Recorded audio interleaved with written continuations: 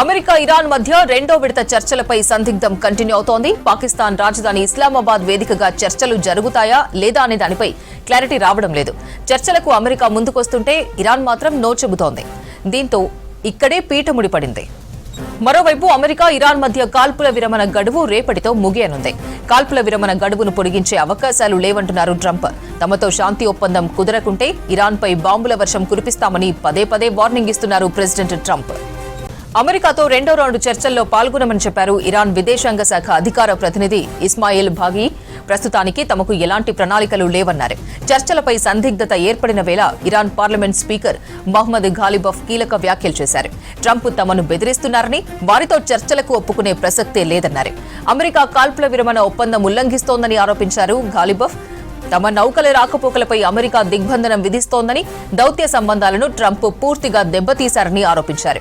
Iran లొంగిపోయేలా ఒత్తిడి చేసేందుకు, యుద్ధం తిరిగి ప్రారంభించడానికి చర్చలను ఒక సాకుగా చూపేందుకు ట్రంప్ ప్రయత్నిస్తున్నారని మండిపడ్డారు ఘాలిబఫ్. బెదిరింపుల మధ్య జరిగే చర్చలను ఇరాన్ ఎప్పటికీ అంగీకరించదన్నారు. హర్ముజ్ జలసంధి సమీపంలో 2 రోజుల క్రితం ఇరాన్ నౌకపై అమెరికా భద్రతా బలగాలు దాడి చేయడంతో రెండు దేశాల మధ్య ఉద్రిక్తతలను మరింత పెంచింది. పాక్ మాత్రం చర్చలు జరుగుతాయన్న ధీమాతో కనిపిస్తోంది. అమెరికా ఇరాన్ ప్రతినిధులకు రెండో దశ చర్చల కోసం ఆతిథ్యం ఇవ్వడం కోసం ఇస్లామాబాద్ లో పటిష్ట భద్రతా ఏర్పాట్లు చేసింది పాకిస్తాన్. ఇరాన్తో చర్చల కోసం తమ ఉపాధ్యక్షుడు జేడీ వాన్స్ నేతృత్వంలోని బృందం పాక్ కు చేరుకుంటుందన్నారు ట్రంప్. మరోవైపు ట్రంప్ తో పాక్ సైన్యాధిపతి ఆసిం మునీర్ ఫోన్లో మాట్లాడినట్టు వార్తలొస్తున్నాయి. ఇజ్రాయెలే తమను యుద్ధంలోకి లాకిందంటూ సోషల్ మీడియాలో వస్తున్న విమర్శలపై ట్రంప్ స్పందించారు. ఇరాన్తో యుద్ధానికి దిగాలని ఆ దేశం తనెప్పుడూ కోరలేదని చెప్పారు. ఇజ్రాయెల్లో 2023 అక్టోబర్ 7న జరిగిన మారణ హోమాన్ని చూశాక ఇరాన్కు ఎప్పటికీ అణ్వస్త్రాలు దక్కకుండా చేయాలని తాను మరింత బలంగా తీర్మానించుకున్నట్లు ట్రూత్ సోషల్లో తెలిపారు ట్రంప్. యుఎస్ ఇరాన్ చర్చలపై మరింత సమాచారం విజయ్ లైవ్ లో అందిస్తారు. విజయ్, యుఎస్ ఇరాన్ మధ్య రెండో విడత చర్చలపై సందిగ్ధత ఏర్పడినట్లు కనిపిస్తోంది. అప్డేట్స్ ఏంటి? ఇరాన్ అమెరికాకు సంబంధించినటువంటి ఏదైతే వార్ ఉందో గత కాలంగా కొనసాగుతుంది. మనం చూసాం రీసెంట్గా రెండు దేశాలు కూడా కాల్పుల విరమణకు అంగీకరించాయి. సో పాకిస్తాన్ వేదికగా ఇస్లామాబాద్లో ఇరాన్ అమెరికా మధ్య కూడా చర్చలు జరుగుతున్నట్లు ఇప్పటికే ఆయా దేశాలు ప్రకటించుకున్నాయి. కానీ ఇరాన్ తాజాగా చేసినటువంటి ప్రకటన మనం చూస్తే అమెరికా పూర్తి స్థాయిలో మా పైన ఆధిపత్యం కొనసాగిస్తుంది, బెదిరింపుల ధోరణికి పాల్పడుతుంది. ఇటీవలే 2 రోజుల కింద హార్ముజ్ జలసంధికి సంబంధించి ఇరాన్ నౌకపైన అమెరికా సైనిక బలగాలు కాల్పులు జరిపాయి.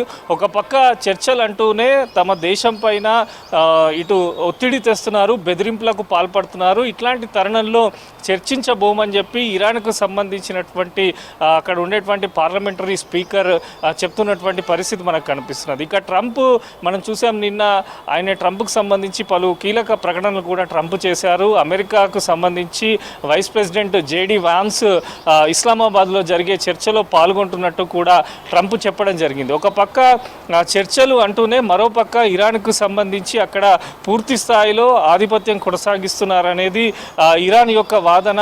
చర్చలు శాంతియుత వాతావరణంలో జరగాలి, బెదిరింపులకు తాము ఎప్పుడు కూడా లొంగమంటూ కూడా ఇరాన్ స్పష్టంగా చెప్పింది. ఇక పాకిస్తాన్కు సంబంధించి ఇస్లామాబాద్లో చర్చలు జరుగుతుండడంతో ఆ దేశానికి సంబంధించిన ఆర్మీ చీఫ్ కూడా ట్రంప్తోని మాట్లాడినట్టు ట్రంప్ నేరుగా ట్రూత్లో వెల్లడించడం జరిగింది.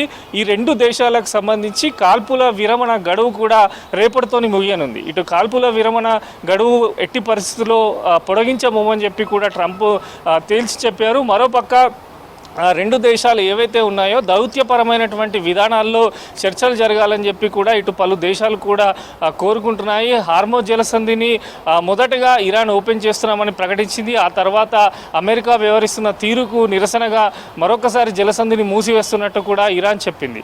ఇక జలసంధికి సంబంధించి అమెరికా కూడా పూర్తి స్థాయిలో అక్కడ భద్రతా బలగాలను మోహరించడం, ఇరాన్కు సంబంధించి ఇటు వాణిజ్యం కానీ ఆర్థికపరమైనటువంటి విధానాలలో పూర్తి స్థాయి తమ ఆధీనంలోకి తీసుకోవాలి అని చెప్పి అమెరికా చూడడం, ఇవన్నీ కూడా ఇరాన్కు సంబంధించి చాలా వరకు నచ్చడం లేదని చెప్పి అక్కడ కథనాలు కూడా వెల్లడవుతున్నాయి. ఈ రోజు గిట్ట చర్చలు జరగకపోతే మళ్ళీ తిరిగి ఇరాన్ పైన అణుబాంబుల వర్షం కురిపిస్తాము, ఇట్లా బాంబుల వర్షం కురిపిస్తామని చెప్పి కూడా ట్రంప్ మాట్లాడడం ఇరాన్ను పూర్తి స్థాయిలో కూడా ఈ చర్చల్లో పాల్గొనకుండా చేస్తుందనే వాదన కూడా వినిపిస్తుంది. ఇక ఇజ్రాయెల్కు సంబంధించి వారు కూడా ఇటు అమెరికా ఇజ్రాయెల్ కూడా చర్చలు జరుపుతున్నారు. అక్కడ ఉండేటువంటి పరిస్థితుల పైన కూడా ఇరాన్కి ఇటు ఇజ్రాయెల్ కూడా కొంత వార్నింగ్ ఇస్తున్నటువంటి సిచ్యువేషన్ మనకు కనిపిస్తున్నది. 3 దేశాలకు సంబంధించి సమన్వయంతోనే దౌత్యపరంగా చర్చలు జరుగుతాయి తప్ప యుద్ధం ఆగే పరిస్థితి లేదని చెప్పి కూడా ఇరాన్లో కొన్ని వర్గాలు కూడా వెల్లడిస్తున్నటువంటి సిచ్యువేషన్ ఉంది.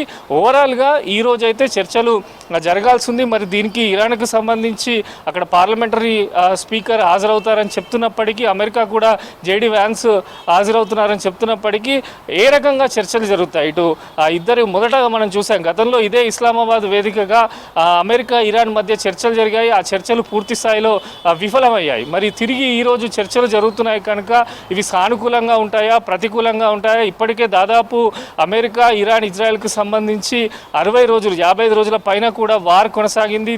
ఈ ఎఫెక్ట్ ప్రపంచ దేశాలపైన కూడా పడుతున్న తరుణంలో చర్చలు శాంతియుతంగా కొనసాగాలని చెప్పి కూడా చాలా వరకు అనేకమైనటువంటి దేశాలు కూడా కోరుకుంటున్నటువంటి సిచ్యువేషన్ ఉంది. కానీ అమెరికా ట్రంప్ ఇస్తున్న ప్రకటనలు కానీ ఆయన వ్యవహరిస్తున్న తీరు పట్ల కూడా ఇరాన్ పూర్తి స్థాయిలో ఆగ్రహం వ్యక్తం చేస్తుంది.